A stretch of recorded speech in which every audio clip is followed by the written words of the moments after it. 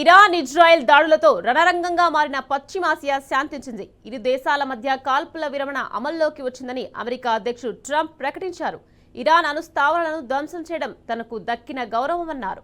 ఈ యుద్ధాన్ని ఆపగలిగినందుకు ఆనందంగా ఉందని చెప్పారు.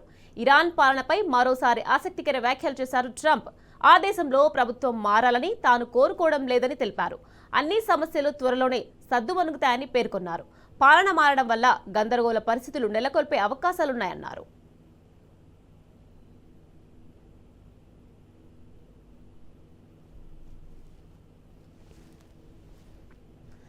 అయితే ఇరు దేశాల మధ్య సయోధ్య కోసం ఇజ్రాయెల్తో ట్రంప్ సంప్రదింపులు జరిపారు. ట్రంప్ మాట ఇజ్రాయెల్ విన్నా ఇరాన్ మాత్రం ఒప్పుకోలేదు. దీంతో ఖతార్ను రంగంలోకి దింపి ఇరాన్ను ఒప్పించారు ట్రంప్. మంగళవారం కాల్పుల విరమణపై ప్రకటన చేశారు. కానీ ప్రకటన అనంతరం కూడా ఇరాన్ ఇజ్రాయెల్ మధ్య దాడులు కొనసాగడంతో ట్రంప్ తీవ్ర అసహనం వ్యక్తం చేశారు. ఒక దశలో ఇజ్రాయెల్కు వార్నింగ్ ఇచ్చారు. తర్వాత ఎట్టకేలకు ఇరు దేశాలు కాల్పుల విరమణకు అంగీకరించాయి. 12 రోజులుగా సాగుతున్న పోరుకు ప్రస్తుతానికి తెరపడింది. ఈ పరిణామాన్ని భారత్తో పాటు ప్రపంచ దేశాలన్నీ స్వాగతించాయి.